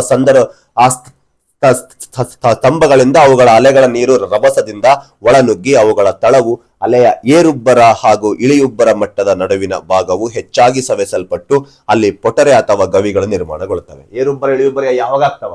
ಹುಣ್ಣಿಮೆ ಅಮಾವಾಸ್ಯೆ ಟೈಮ್ನಾಗ ಅವ ನೀರಿನ ಮಟ್ಟ ಏನಾಗುತ್ತೆ? ಹೆಚ್ಚಾಗುತ್ತೆ. ಹೆಚ್ಚಾದಾಗ ಅಲೆಗಳ ವೇಗನೂ ಏನಾಗುತ್ತೆ? ಹೆಚ್ಚಾಗುತ್ತೆ. ಇದರಂಗ ಅಲೆಗಳ ವೇಗ ಹೆಚ್ಚಾದಾಗ ಹೊಡೆದು ಹೊಡೆದು ಹೊಡೆದು ಅಲ್ಲಿ ಏನಾಗುತ್ತೆ? ಪ್ರೆಷರ್ ಕ್ರಿಯೇಟ್ ಆಗಿ ಆಗಿ ಆಗಿ ಈ ರೀತಿ ಒಂದು ಶಿಲಾಪ್ರಪಾತದ ಶಿಲೆಗಳು ಸವೆದು ಹೋಗಲು ಕಾರಣವಾಗುತ್ತೆ. ಅಲ್ಲಿ ನಮ್ಮ ಏನ್ ನೋಡಬಹುದು, ಈ ರೀತಿ ಬಿರುಕು ಸೀಳುಗಳು ಅಥವಾ ಸ್ತರಭಂಗಗಳಿಂದ ಅವುಗಳ ಅಲೆಗಳ ನಿರಂತರ ರಭಸದಿಂದ ಒಳನುಗ್ಗುತ್ತವೆ. ಒತ್ತುತ್ತಲ್ಲ ಅದು ಪ್ರೆಷರ್ ಒಯ್ದು ಅವಾಗ ಏನಾಗುತ್ತೆ? ಈ ರೀತಿ ಗುಹೆಗಳ ರಚನೆ ಆಗ್ತಾವ. ಪ್ರಿಯ ಸ್ನೇಹಿತರೆ, ಅವೆಲ್ಲ ಟೂರಿಸ್ಟ್ ಪ್ಲೇಸ್ಗಳು ಒಂಥರ, ಬಟ್ ಅಂತಲ್ಲಿ ಉಬ್ಬರಳಿತ ಇದ್ದಾಗ ಹೋಗ್ಬಾರ್ದು. ಟೂರಿಸ್ಟ್ ಪ್ಲೇಸ್ ಆಗಲ್ಲ, ಅವಾಗ ಅದು ಸೂಸೈಡ್ ಪ್ಲೇಸ್ ಆಗಿಬಿಡುತ್ತೆ. ಸಮುದ್ರದ ಕಮಾನು ಮತ್ತು ಬಿಡಿ ಬಂಡೆಗಳು, ಸಿ ಆರ್ಚ್ ಅಂಡ್ ಸ್ಟ್ಯಾಕ್. ನೋಡಿ, ಸಮುದ್ರದ ಕಮಾನ್ ಅಂತ ಬಂದ್ರೆ ನಿರಂತರವಾಗಿ ಸಮುದ್ರದ ಅಲೆಗಳು ಬಂದು ಪ್ರದೇಶಕ್ಕೆ ತಾಗಿದಾಗ ಮೃದುವಾದ ಪ್ರದೇಶ ಮಧ್ಯದೇನಿರುತ್ತೆ? ಗುಹೆ ತರ ಇರುತ್ತೆ. ಆಮೇಲೆ ಇದು ಎರಡು ಭಾಗವಾಗಿ ಆರ್ಪಾರಾಗಿ ಹಿಂಗ ಮೇಲೆ ಭಾಗ ಹಾಗೆ ಉಳಿಯುತ್ತೆ, ಕಠಿಣವಾದ ಶಿಲೆ. ಅದಕ್ಕೇನಾಗುತ್ತೆ? ಸಿ ಆರ್ಚ್ ಆಗುತ್ತೆ. ಸಿ ಆರ್ಚ್ ಆಗುತ್ತೆ. ಇಲ್ಲಿ ಆಲ್ರೆಡಿ ಮೊದ್ಲಿಗೆ ನೋಡಾಗ ಇಲ್ಲಿನೂ ಇದು ಸಿ ಆರ್ಚ್ ಇತ್ತು, ಬಟ್ ಇದು ಸ್ತರಭಂಗಾಗಿ ಬಿದ್ಬಿಟ್ಟಿದೆ ನೀರಿಗೆ. ಇದು ಸಪರೇಟ್ ಆಗಿ ಉಳ್ಕೊಳ್ಳುತ್ತಲ್ಲ, ಅದಕ್ಕೆ ನಾವೇನ್ ಕರಿತೀವಿ ಅಂತಂದ್ರೆ ಬಿಡಿ ಬಂಡೆಗಳು ಅಂತ ಕರಿತೀವಿ. ನೋಡಾಗ ಇಲ್ಲಿನೂ ಒಂದು ಬಂಡೆ ಇದೆ, ಇದು ಸವೆದೋಗಿದೆ, ಇದು ಸವಿತಾ ಇದೆ, ಇದು ನೆಕ್ಸ್ಟ್ ಬೀಳುತ್ತೆ. ಈ ಸ್ಟೇಜಿಗೆ ಇದು ಇದೇನಿದೆ ಅಲ್ಲ ಈ ಸ್ಟೇಜ್ ಹೋಗುತ್ತೆ, ಇದೇನಿದೆ ಅಲ್ಲ ಈ ಸ್ಟೇಜ್ ಹೋಗುತ್ತೆ. ಸಾವಿರಾರು ವರ್ಷಗಳು ಬೇಕು. ಇಲ್ಲೇನೋ ಕಮಾನಿತ್ತು, ಬಿದ್ದು ಇದು ಆಲ್ರೆಡಿ ಸೌದೋಗಿದೆ. ಇದು ಕಂಬ ಹಾಗೆ ಉಳ್ಕೊಂಡಿದೆ ಸಮುದ್ರದ ಅಲೆಗಳು ತಾಗೋದ್ರಿಂದ. ಅದ್ರ ಮುಂದೊಂದಿನ ಇರಲ್ಲ. ಅದಕ್ಕೆ ನಾವು ಬಿಡಿ ಬಂಡೆಗಳು ಅಂತ ಕರಿತೀವಿ. ಇವುಗಳಿಗೆ ಬಿಡಿ ಬಂಡೆಗಳು. ಇಲ್ಲಿ ನಾವು ಡಯಾಗ್ರಾಮ್ ನಲ್ಲಿ ನೋಡಬಹುದು. ಇದು ನ್ಯಾಚುರಲಿ ಇಲ್ಲಿ ಡಯಾಗ್ರಾಮ್ ನೋಡಬಹುದು. ನೋಡಕ್ಕೆ ಫಸ್ಟ್ ಈ ರೀತಿ ಇರುತ್ತೆ, ಸೆಕೆಂಡ್ ಈ ರೀತಿ ಆಗುತ್ತೆ, ಥರ್ಡ್ ಆ ರೀತಿ ಆಗುತ್ತೆ. ನೋಡಿ, ಫಸ್ಟ್ ಈ ರೀತಿ ಇತ್ತು, ಸೆಕೆಂಡ್ ಕಮಾನ್ ಆಯ್ತು, ಥರ್ಡ್ ಅದು ಕುಸಿದ್ ಬಿತ್ತು, ಬಿಡಿ ಬಂಡೆ ಸಪರೇಟ್ ಆಯ್ತು. ಹೌದಲ್ವಾ? ಇವಕ್ಕೇನೈತಿ ನಾವು ಸಮುದ್ರದ ಕಮಾನುಗಳು. ನಾವು ಆಲ್ರೆಡಿ ಅಂತರ್ಜಲದ ನಗ್ನೀಕರಣದಲ್ಲಿ ನಾವು ನೋಡಿದೀವಿ ಕಮಾನುಗಳು. ಅಂತರ್ಜಲ ನಗ್ನೀಕರಣದಿಂದ ರಚನೆ ಆಗುವ ಕಮಾನುಗಳು ನೋಡಿದೀವಿ ಭೂಭಾಗದ ಖಂಡಾಂತರ ಪ್ರದೇಶದಲ್ಲಿ. ಇದು ಸಮುದ್ರ ತೀರದ ಪ್ರದೇಶದಲ್ಲಿ. ಹೌದಾ? ನೆಕ್ಸ್ಟ್ ಬಿರುಸು ಕಿಂಡಿ ಅಥವಾ ಜಿಯೋ. ನೋಡಿ, ಬಿರುಸು ಕಿಂಡಿ ಅಥವಾ ಜಿಯೋ ಅಂದ್ರೆ ಈ ರೀತಿ ಇರುತ್ತೆ. ನೋಡಿ, ತುಂಬಾ ಇಕ್ಕಟ್ಟಾದ ಪ್ರದೇಶದಲ್ಲಿ, ಕರಾವಳಿ ತೀರದ ಪ್ರದೇಶದಲ್ಲಿ ಸಮುದ್ರದ ಅಲೆಗಳು ಇದೆಲ್ಲ ಏನಾಗಿರುತ್ತೆ? ಸೌದೋಗಿರುತ್ತೆ. ಇದು ಸೌದೋಗಿ ಸ್ತರಭಂಗ ಆಗಿ ಇದು ಕುಸಿದು ಬಿದ್ದಿರುತ್ತೆ. ಕೇವ್ ತರ ಇದ್ದು ಕುಸಿದು ಬಿದ್ದಾಗ ಇದು ಈ ರೀತಿ ನಮಗೆ ನೋಡಬಹುದು. ಇವಕ್ಕೆ ನಾವೇನ್ ಕರಿತೀವಿ ಅಂದ್ರೆ, ಇಲ್ಲಿದೆ ನೋಡಿಗ ಸಿ ಒಳಗಡೆ ಹೋಗ್ತಾ ಇದೆ ಜಿಯೋ. ಹೌದಾ? ಜಿಯೋ ಇದೇನಪ್ಪಾ ಅಂತಂದ್ರೆ ಇಲ್ಲಿರ್ತಕ್ಕಂಥದ್ದು ನೀರು ಹಿಂಗ್ ಒಳಗಡೆ ಹೊಡೆದು ಹಿಂಗ್ ಮೇಲೆ ಪ್ರೆಷರ್ ಎದ್ದಳುತ್ತೆ. ಇಲ್ಲಿದೆ ನೋಡಗ ಇಲ್ಲಿ ಅಲೆಗಳು ಹೊಡೆದಾಗ ನೀರು ಒಳಗಡೆ ಹೋಗಿರುತ್ತೆ, ಇಲ್ಲಿ ಓಲಿರುತ್ತೆ, ಅದ್ರೊಳಗಡೆ ನೀರು ಹಿಂಗೇನಾಗುತ್ತೆ? ಆ ಒಂದು ಚಿಲುಮೆ ತರ ಎದ್ದಳುತ್ತೆ. ಅದಕ್ಕೆ ನಾವೇನ್ ಕರಿತೀವಿ ಅಂತಂದ್ರೆ ಬಿರುಸು ಕಿಂಡಿಗಳು, ಬ್ಲೋ ಹೋಲ್ಸ್ ಅಂತ ಕರಿತೀವಿ. ಸಮುದ್ರದ ಅಲೆಗಳು ಅಪ್ಪಳಿಸಿದಾಗ ಗುಹೆ ಮೇಲ್ಚಾವಣಿಯ ಮೇಲೆ ನೀರು ಹಾರಿ ಬೀಳುವುದು, ಇದರಿಂದ ಮೇಲ್ಚಾವಣಿ ನಿರ್ಮಾಣಗೊಳ್ಳುತ್ತೆ. ಮೇಲ್ಚಾವಣಿ ಇಲ್ಲಿ ಇದು ನೀರಿಂಗ್ ಹೊಡೆದು ಹೊಡೆದು ಹೊಡೆದು ಇದು ಓಲಾಗಿ ಇದ್ರ ಮೇಲೆ ನೀರು ಎದ್ದಳುತ್ತೆ. ಇವುಗಳನ್ನ ನಾವು ಬಿರುಸು ಕಿಂಡಿ ಅಂತ ಕರಿತೀವಿ. ಅಪ್ಪ ಇಲ್ಲಿ ನೀನ್ ಬೇಕಾದ್ರೆ ಇಂಥ ಪ್ಲೇಸ್ ಅಲ್ಲಿ ಕುಂತ್ ನೋಡು, ಇದು ನೀರು ವಾಪಸ್ ಹೋಗುತ್ತಲ್ಲ, ಅವಾಗ ಇಲ್ಲಿ ಗಾಳಿ ತುಂಬುತ್ತೆ. ಇದು ನೀರು ರಭಸ ಬರ್ಬೇಕಾದ್ರೆ ಗಾಳಿ ಅಂತ ಮೇಲೆ ಬರುತ್ತೆ, ಸೌಂಡ್ ಮಾಡ್ಕೊಂಡ್ ಬರುತ್ತೆ. ಅದಕ್ಕೆ ಅದನ್ನು ಬ್ಲೋ ಹೋಲ್ಸ್ ಅಂತ ಕರೀತಾರೆ.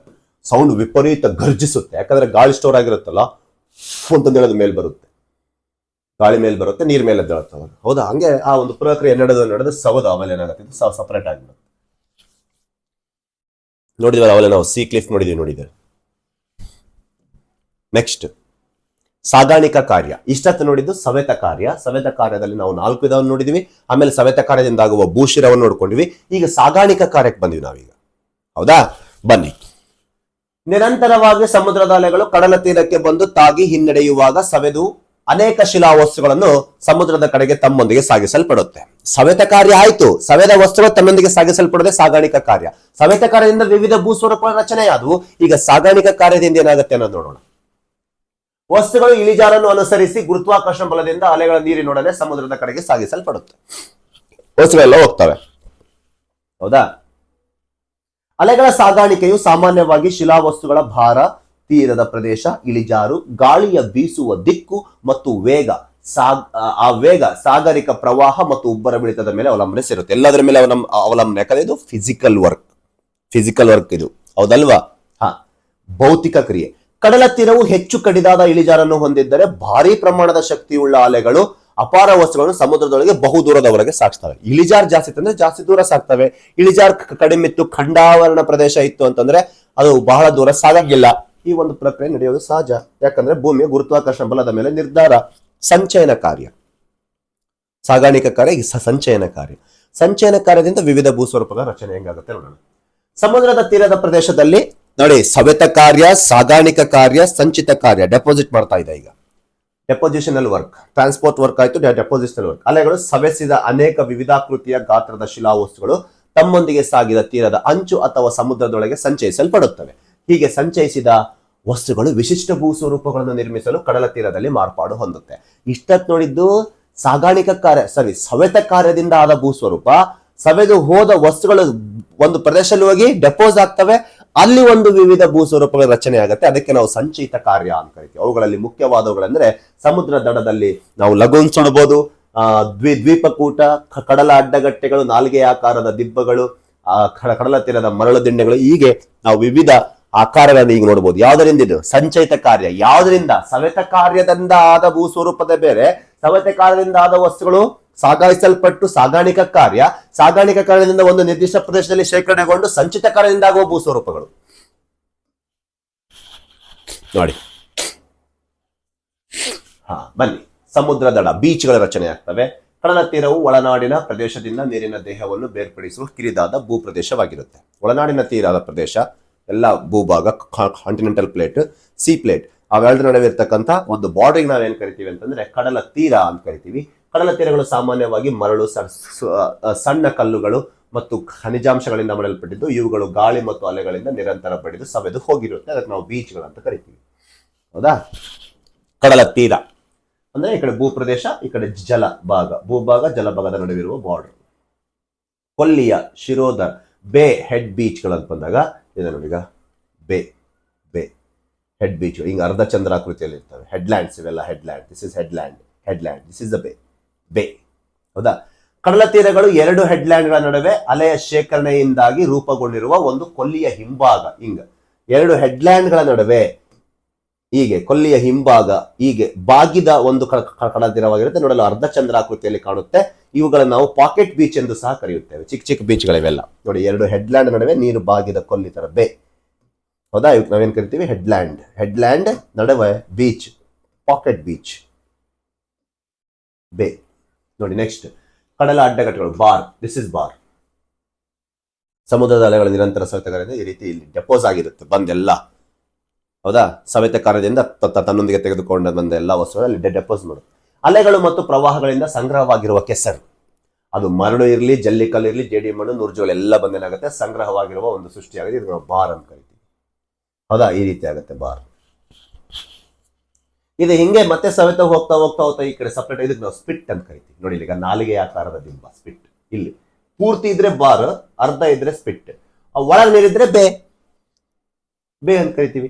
ಸಮುದ್ರಕ್ಕೆ ಅಂಟಿಕೊಂಡಿರುವ ಮತ್ತು ಒಂದು ತುದಿಯಲ್ಲಿ ಮುಖ್ಯವಾದ ಭೂಭಾಗ ಸೇರುವ ಕಡಲ ತೀರದ ವಸ್ತುವಿನ ವಿಸ್ತೃತ ಭಾಗ ಗಾಳಿಯ ದಿಕ್ಕಿನಲ್ಲಿ ಬದಲಾವಣೆಯಾದರೆ ಕೊಕ್ಕೆ ಆಕಾರದಲ್ಲಿ ತುದಿ ರೂಪುಗೊಳ್ಳುತ್ತೆ. ರೀತಿ ಗಾಳಿ ದಿಕ್ಕಿನ ಬದಲಾವಣೆ ಆದಾಗ ಈ ರೀತಿ ಕೊಕ್ಕೆ ಆಕಾರದಲ್ಲಿ ರೂಪುಗೊಳ್ಳುತ್ತೆ. ನಾವೇನ್ ಕರಿತೀವಿ? ಸ್ಪಿಟ್ ಅಂತ ಕರಿತೀವಿ. ನಾಲಿಗೆ ಆಕಾರದಲ್ಲಿ ಇದೆ ನೋಡಿ ಅದು.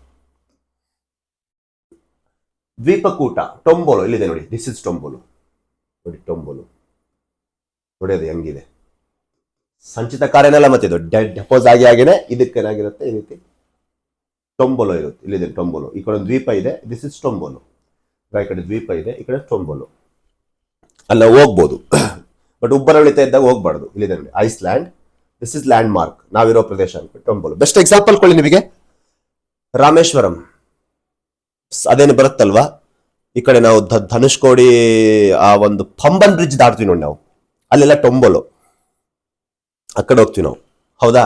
ಎಸ್ ನೋಡಿ, ಸರಣಿ ಆಕಾರದಲ್ಲಿ ರಚನೆಯಾದ ಸಮುದ್ರ ದ್ವೀಪಗಳು, ಇವುಗಳು ಕಿರಿದಾದ ದಡಕಟ್ಟೆಗಳಾಗಿದ್ದು ಮರಳು ಸಂಚಿತವಾದ ರಚನೆ ಆಗಿರ್ತವೆ. ಕಿರಿದಾಗಿರ್ತವೆ, ಬಟ್ ರಾಮೇಶ್ವರಂ ತುಂಬಾ ದೊಡ್ಡದಿದೆ. ಹೌದಾ? ಇವು ತುಂಬಾ ಚಿಕ್ಕದಾದಂತಹ ಒಂದು ಐಸ್ಲ್ಯಾಂಡ್. ಉದಾಹರಣೆ ಭಾರತ ಶ್ರೀಲಂಕಾದ ನಡುವೆ ಇರ್ತಕ್ಕಂಥ ರಾಮ ಸೇತುವೆ ಅಂತ ಹೇಳ್ಬೋದು ನಾವು. ಅದು ಈಗ ಏನಾಗಿದೆ, ಸಂಪೂರ್ಣವಾಗಿ ಸವದು ಹೋಗಿದೆ. ಹೌದಾ? ಸವೆದು ಹೋಗಿದೆ ಅದು ಸಂಪೂರ್ಣವಾಗಿ. ಕಾಲ್ಫ್ ಅದು, ಈ ಪ್ರೆಸೆಂಟ್ ಕಾಲ್ಫ್ ಅದು, ದ್ವೀಪಗಳಿದಾವೆ, ಚಿಕ್ಕ ಚಿಕ್ಕ ದ್ವೀಪಗಳು. ಹೌದಾ? ಬಟ್ ಮೊದಲು ಅದೇನಿತ್ತಪ್ಪ ಅಂತಂದ್ರೆ ಈ ರೀತಿ ಟೊಂಬೊಲೋ ತರನೇ ಇತ್ತು ರಾಮ ಸೇತುವೆ. ಅಲೆಗಳು ಒಡೆದೆಲ್ಲ ಸೌದೋಗಿದೆ ಭೂಭಾಗ. ಹೌದಾ? Tombolo, bar of island, bar of sand ಅಂತ ಕರೀತಾರೆ ಇದಕ್ಕೆ, ಬಾರ್ ಆಫ್ ಸ್ಯಾಂಡ್, ಟೊಂಬೊಲೋ. ಕಡಲ ತೀರದ ಮರಳು ದಿಣ್ಣೆಗಳು ಬಹಳ ಪ್ರವಾಹ ಆಯ್ತು, ಅಲೆಗಳು ಜಾಸ್ತಿ ಅಪ್ಪಳಿಸಾಗ ಮತ್ತೆ ಅಲ್ಲಿರ್ತಕ್ಕಂಥ ಮಣ್ಣು ತೊಗೊಂಡು ಸ್ವಲ್ಪ ಹಿಂದಕ್ಕೆ ಒತ್ತಿ ಬಿಡುತ್ತದೆ. ಹಿಂಗ ನೋಡಗ ಈ ರೀತಿ ಹೈಟ್ ಫಾರ್ಮ್, ಇಲ್ಲಿದ ಎಲ್ಲ ಮಣ್ಣನ್ನು ಒತ್ತಿ ಹಿಂದಕ್ಕೆ ಏನ್ ಮಾಡುತ್ತೆ, ಶೇಖರಣೆ ಮಾಡುತ್ತೆ. ಸಮುದ್ರದಿಂದ ಬೀಸುವ ಗಾಳಿಯ ಕರಾವಳಿ ಪ್ರದೇಶದ ಮಣ್ಣನ್ನು ಸಾಗಿಸಿ ರಚಿತವಾಗಿರುವ ಭೂಪ್ರದೇಶ ಅದು ತನ್ನೊಂದಿಗೆ ಅಪಾರ ಪ್ರಮಾಣದಲ್ಲಿ ಮರಳು ಶೇಖರಣೆ ಮಾಡುತ್ತೆ ಜಾಸ್ತಿ ಪ್ರವಾಹ ಆದಾಗ. ಕೆಲವು ಸಂದರ್ಭದಲ್ಲಿ ಬೃಹದಾಕಾರದ ಗಾಳಿಯಿಂದ ಮಣ್ಣು ಬಹುದೂರದವರೆಗೆ ಸಾಗಿ ರಸ್ತೆ ಮಾರ್ಗವನ್ನು ಮತ್ತು ಮಾನವನ ವಸತಿಯ ಮೇಲೂ ಪರಿಣಾಮ.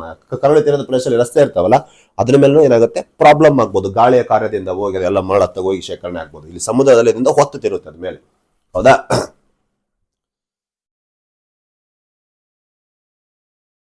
ಕಡಲ ತೀರದ ಶೃಂಗ, ಬೀಚ್ ಕಪ್ಸ್ ಅಂತ ಕರಿತೀವಿ. ಈ ರೀತಿ ಅರ್ಧಚಂದ್ರಾಕೃತಿಯಲ್ಲಿ ಕರಾವಳಿ ತೀರದ ಪ್ರದೇಶದಲ್ಲಿ ಇರ್ತಾವೆ ಬೀಚ್ ಕಪ್ಸ್ ಇವೆಲ್ಲ. ಹೌದಾ? ಇಲ್ಲಿದೆ ನೋಡಗ, ನ್ಯಾಚುರಲ್ ನೋಡಬಹುದು, ಇಲ್ಲಿ ಡಯಾಗ್ರಾಮ್ ನೋಡಬಹುದು. ಒಳಬರುವ ಮತ್ತು ಹೊರ ಹೋಗುವ ಅಲೆಗಳ ಪರಸ್ಪರ ಕ್ರಿಯೆಯಿಂದ ಬೀಚ್ ಕಪ್ಸ್ಗಳು ರೂಪುಗೊಳ್ಳುತ್ತವೆ. ಇವುಗಳು ಅರ್ಧಚಂದ್ರಾಕೃತಿಯ ನಿರಂತರ ಚಿಕ್ಕ ಚಿಕ್ಕ ಸರಣಿಯನ್ನು ಹೊಂದಿರ್ತವೆ. ಬೀಚ್ ಕಪ್ಸ್ ಅಲ್ಲಿದೆ ನೋಡಿ, ಕಡೆ ಬೀಚ್ ಕಪ್ಸ್.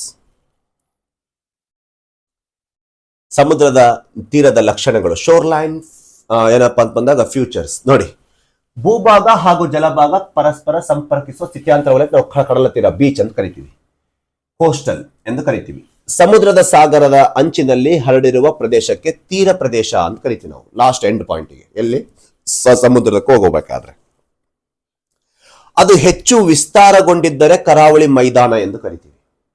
ಹೆಚ್ಚು ವಿಸ್ತಾರಗೊಂಡ್ರೆ ಕರಾವಳಿ ಮೈದಾನ ಅಂತ ಕರಿತೀವಿ. ಎಕ್ಸಾಂಪಲ್ ಅಂತ ಬಂದಾಗ ಪೂರ್ವ ಕರಾವಳಿ ಮೈದಾನ ಭಾರತದ ಬಹಳ ವಿಸ್ತಾರಗೊಂಡಿದ್ರೆ. ತೀರ ಪ್ರದೇಶ ಸಮುದ್ರ ಕಡೆಯಿಂದ ಸಾಧಾರಣ ಇಳಿಜಾರು ಹೊಂದಿದ್ದರೆ ಇದು ನದಿಯ ತಂದ ಮೆಕ್ಕಲು ಮಣ್ಣಿನಿಂದ ಸಮುದ್ರದ ಅಲೆಗಳಿಂದ ಮರಳು ಶೇಖರಣೆ ಶಿಲಾಚುರುಗಳ ಸಂಚಲನದಿಂದ ರೂಪವಾಗಿರುತ್ತೆ. ಹೌದಲ್ವಾ? ಕರಾವಳಿ ಭಾರತದ ಎಕ್ಸಾಂಪಲ್ ತೊಗೊಳ್ಳಿ. ಕರಾವಳಿ ತೀರದಲ್ಲಿ ಬರುವ ಮಣ್ಣು ಅದು ಮೆಕ್ಕಲು ಮಣ್ಣು. ಸಮುದ್ರ ತೀರವನ್ನು ನಾವು 4 ವಿಧದಲ್ಲಿ ನೋಡ್ತೀವಿ. ಒಂದು, ಮೇಲೆತ್ತಲ್ಪಟ್ಟ ತೀರಗಳು, ಹೋಲ್ಡಿಂಗ್ ಆಗಿ ಕೋಸ್ಟ್ ಆಫ್ ದ ಎಮರ್ಜೆನ್ಸ್ ಅಂತ ಕರಿತೀವಿ. ಮುಳುಗು ಹೊಂದಿದ ತೀರಗಳು, coast of the submergence ಅಂತ ಕರಿತೀವಿ. ಸ್ತರಭಂಗಾಗಿ ಮುಳುಗಾಗಿದ್ದು, ಮೇಲೆತ್ತಲ್ಪಟ್ಟಿದ್ದು ಫೋಲ್ಡಿಂಗ್ ಇಂದ. ತಟಸ್ಥ, ಎರಡೂ ಕ್ರಿಯೆ ನಡೆಯದೇ ಇರೋದು, ನ್ಯೂಟ್ರಲ್ಲು. ಸಂಯುಕ್ತ, ಎರಡೂ ಕ್ರಿಯೆ ನಡೆಯುವುದು. ಇವೆರಡೂ ಕ್ರಿಯೆ ನಡೆದರೆ ಸಂಯುಕ್ತ ತೀರ. ಎರಡೂ ಕ್ರಿಯೆ ನಡೆಯದೆ ತಟಸ್ಥವಾಗಿದ್ದರೆ ತಟಸ್ಥ ತೀರ. ಎರಡೂ ಕ್ರಿಯೆಯಲ್ಲಿ ಮೇಲೆತ್ತಲ್ಪಟ್ಟಿದ್ರೆ ಅದನ್ನ ಎತ್ತರದ ತೀರ ಮತ್ತು ಮುಳುಗಡೆ ಆಗಿದ್ರೆ ಕೆಳಗಿರುವ ತೀರ ಅಂತ ಕರಿತೀವಿ. ನೋಡಮ್ಮ ಈಗ ಎರಡು ಬನ್ನಿ. ಮೇಲೆತ್ತಲ್ಪಟ್ಟಿರುವ ತೀರ ನೋಡಿ, ಈಗ ಈ ರೀತಿ ಫೋಲ್ಡ್ ಆಗಿ ಇದು ಮೇಲೆತ್ತಲ್ಪಟ್ಟಿರುತ್ತೆ. ಅಂದ್ರೆ ಸಮುದ್ರದ ಮಟ್ಟವು ಪ್ರಪಂಚದಾದ್ಯಂತ ಎಲ್ಲಾ ಪ್ರದೇಶದಲ್ಲಿ ಸ್ಥಿರವಾಗಿರುವುದಿಲ್ಲ. ಎಲ್ಲಾ ಪ್ರದೇಶ ಸ್ಥಿರವಾಗಿನೇ ಇರುತ್ತೆ ಇಲ್ಲ, ಬೇರೆ ಬೇರೆ ಪ್ರದೇಶದಲ್ಲಿ ವಿವಿಧ ಎತ್ತರವನ್ನು ಒಳಗೊಂಡಿರುತ್ತೆ, ಆಳವನ್ನು ಒಳಗೊಂಡಿರುತ್ತೆ. ಕಾರಣ ಭೂಸ್ಥಾನ ಪಲ್ಲಟದಿಂದ ಸಮುದ್ರದ ಅಂಚಿನ ಭೂಭಾಗಗಳು ಸಮುದ್ರ ಮಟ್ಟದಲ್ಲಿ ಮೇಲೆತ್ತಲ್ಪಟ್ಟಿರುತ್ತವೆ. ಈ ಫಾರ್ ಎಕ್ಸಾಂಪಲ್ ದಕ್ಷಿಣ ಅಮೆರಿಕ ಖಂಡ, ಪೆಸಿಫಿಕ್ ಮಹಾಸಾಗರ ಹಿಂಗ್ ಒಂದಕ್ಕೊಂದು ಹೊರಡಿದಾಗ ಅಲ್ಲಿ ಪ್ರದೇಶ ಏನಾಗಿರುತ್ತೆ, ಮೇಲೆತ್ತಲ್ಪಟ್ಟಿರುತ್ತೆ. ಇದು ಆಳವನ್ನು ನಿರ್ಮಾಣವಾಗಿ ಅದು ಮೇಲೆತ್ತಲ್ಪಟ್ಟ ಪ್ರದೇಶ. ಯಾಕ? ನಿರಂತರವಾಗಿ ಕಾಂಟಿನೆಂಟಲ್ ಪ್ಲೇಟ್ಸ್ ಗಳು ಮೂವ್ಮೆಂಟ್ ಆಗೋದ್ರಿಂದ ಆ ಒಂದು ಪ್ರಕ್ರಿಯೆ ನಡೆದಿರುತ್ತೆ. ಮೇಲೆತ್ತಲ್ಪಟ್ಟ ಪ್ರದೇಶ ಅದು. ಅವಾಗ ಈ ರೀತಿ ಕಡಿದಾದ ಇಳಿಜಾರು ಹೊಂದಿರುತ್ತೆ.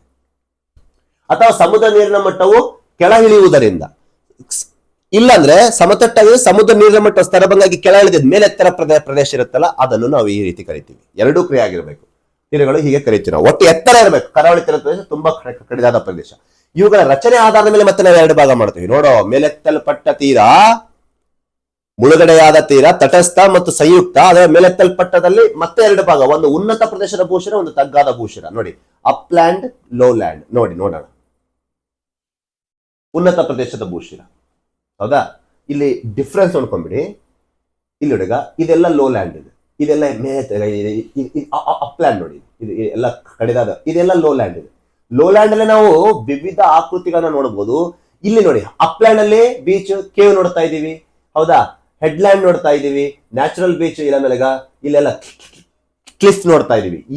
ಈಗಾಗಲೇ ನೋಡಿದೀವಲ್ಲ ಕ್ಲಿಫ್ ಅಂದ್ರೆ ಏನು, ಎಲ್ಲ ಇವೆಲ್ಲ ನೋಡಿದೀವಿ ನಾವು. ಕೇವ್ಸ್ ಹೆಂಗ್ ಫಾರ್ಮ್ ಆಗುತ್ತೆ, ಎಲ್ಲ ಕಮಾನ್ ಹೆಂಗ್ ಫಾರ್ಮ್ ಎಲ್ಲ ನೋಡಿದೀವಿ. ಲೋ ಲ್ಯಾಂಡ್ ಅಲ್ಲಿ ಈ ರೀತಿ ಫಾರ್ಮ್ ಆಗ್ತವೆ. ಡೂನ್ಸ್ಗಳು, ಸ್ಪಿಟ್ಗಳು, ನೋಡಗ ಹೊಂಬೋಲೋಗಳು, ಇವೆಲ್ಲ ಲೋ ಲ್ಯಾಂಡ್ ಇದೆ. ಲಗೂನ್ಸ್ಗಳು, ಹೌದಾ, ಸ್ಯಾಂಡ್ ಐಸ್ಲ್ಯಾಂಡ್ಗಳು, ಇಲ್ಲಿ ಈ ರೀತಿ ಇದು ಲೋ ಲ್ಯಾಂಡ್, ಇದು ಅಪ್ ಲ್ಯಾಂಡ್. ಹೌದಾ, ಇಲ್ಲಿ ಬನ್ನಿ, ಅಪ್ ಲ್ಯಾಂಡ್ ಮಾತಾಡ್ತಿದೀವಿ ಈಗ. ಉನ್ನತ ಪ್ರದೇಶದ ಭೂತೀರ, ಶಿಲಾಸ್ತರಭಂಗ ಅಥವಾ ಶಿಲಾ ಮಡಿಕೆ ಅಂತಹ ಭೂಸ್ಥಾನ ಪಲ್ಲಟಗಳಿಂದ ತೀರ ಪ್ರದೇಶವು ಮೇಲೆತ್ತಲ್ಪಟ್ಟಿರುತ್ತೆ. ಈ ರೀತಿಯ ತೀರಗಳು ನಿರ್ಮಾಣಗೊಳ್ಳುತ್ತವೆ. ಇಂತಹ ಪ್ರದೇಶದಲ್ಲಿ ಸಮುದ್ರದ ಅಲೆಗಳು ತಲುಪುವುದು ಅಸಾಧ್ಯ. ಅಲ್ಲೆಲ್ಲಿ ಸಮುದ್ರ ಅಲೆಗಳು ತಲುಪ್ತವೆ? ಬಹಳ ಹೈಟ್ ಇರುತ್ತಲ್ವ, ಅದು ಬಂದು ಹೊಡೆಯಂಗಿಲ್ಲ, ಕೆಳ ಹೊಡೆಯುತ್ತೆ, ಕ್ಲಿಫ್ಗೆ ಟಚ್ ಆಗ್ತಿರುತ್ತೆ. ಹೌದಾ, ವೇವ್ ಕಟ್ ಪ್ಲಾಟ್ಫಾರ್ಮಿಗೆ ಬರ್ತಿರುತ್ತೆ ಕೆಳಗಡೆ ಸಮಾನಾಂತರ ಪ್ರದೇಶಕ್ಕೆ, ಕ್ಲಿಫ್ ಕಡೆ.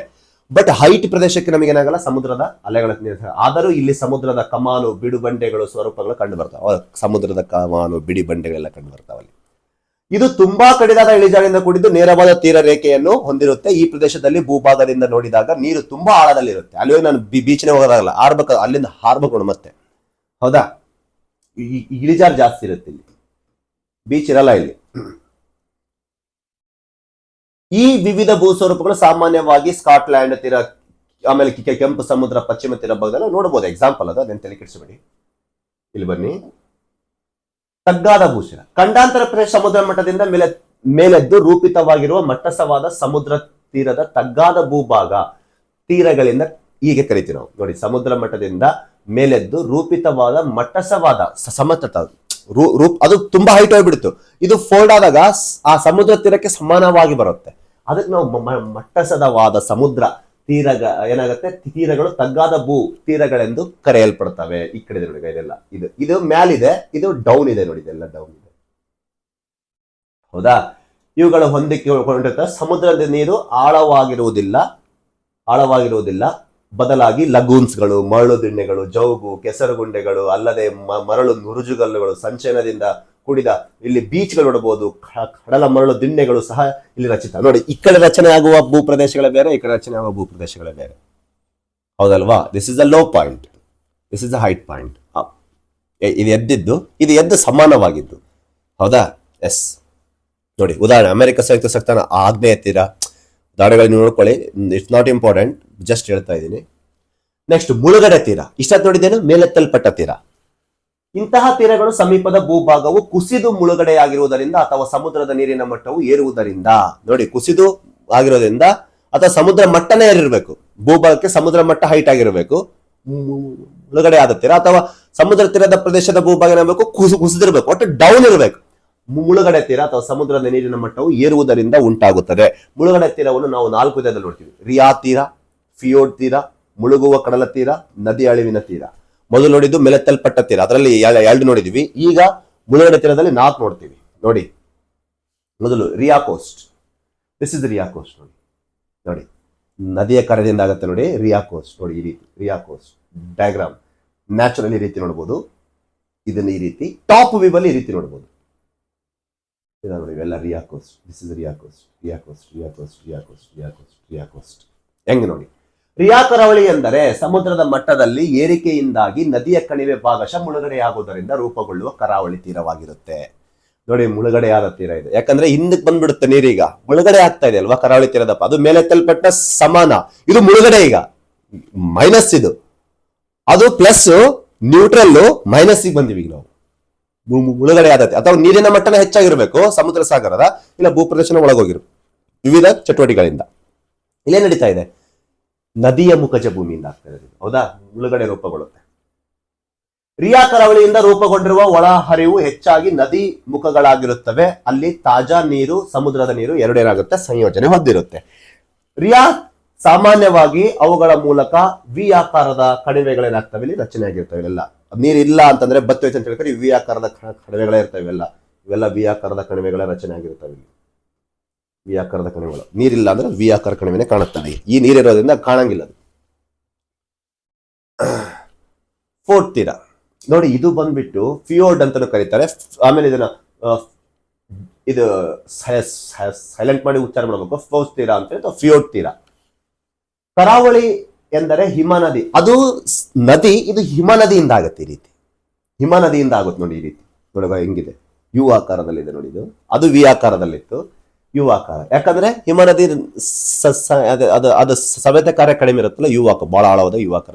ಅದು ವಿ ಆಕಾರ ಚೂಪಗಾಗುತ್ತೆ. ನದಿ ಅಲ್ಲ, ನಾ ಹೇಳಿ ನೋಡಿ, ನದಿಯಿಂದ ವಿ ಆಕಾರ ಜಾಸ್ತಿ, ಹಿಮ ನದಿಯಿಂದ ಯು ಆಕಾರ ಜಾಸ್ತಿ. ಇವನ್ನ ಫ್ಯೂಜ್ ಅಂತ ಕರಿತೀವಿ. ಸವೆತದಿಂದ ರೂಪುಗೊಂಡಾದ ಕಡಿದಾದ ಬಂಡಿಗಳನ್ನು ಸಮುದ್ರದ ಉದ್ದ, ಕಿರಿದಾದ ಮತ್ತು ಆಳವಾದ ಒಳಗೊಂಡಿರುವ ನಿರೂಪಿಸಲ್ಪಟ್ಟಿರ್ತಕ್ಕಂಥದ್ದಾಗಿರುತ್ತೆ. ನಡೆದಿದೆ ಯು ಆಕಾರದಲ್ಲಿ. ಕರಾವಳಿ ತೀರದ ಪ್ರದೇಶದಲ್ಲಿ ಆಗುತ್ತಾ ಇದೆಲ್ಲ. ನೀರೇನಾಗುತ್ತೆ, ಸವೆತಕ್ಕೊಳಗಾಗಿ ಸಮುದ್ರ ಸಾಗರದ ನೀರು ಬಂದ್ಬಿಡುತ್ತೆ ಒಳಗೆ ನೋಡಿ. ಇಲ್ಲಿ ಬೆಸಿನ್ ವಾಟರ್, ಇದೆಲ್ಲ side wave. This is a coastal water. ಇಲ್ಲಿ ಕೋಸ್ಟಲ್ ಇದು ಈ ರೀತಿ ಯು ಆಗಿದೆ ಈಗ ಕರಾವಳಿ ತೀರದ ಪ್ರದೇಶದಲ್ಲಿ. ಹೌದಾ, ಈ ರೀತಿ ಇರುತ್ತೆ ನೋಡಿ ಯು ಆಕಾರದ ಕಣಿವೆಗಳು. ಎಲ್ಲಿ ಇವು? ಹಿಮ ನದಿಗಳಿದ್ದಲ್ಲಿ.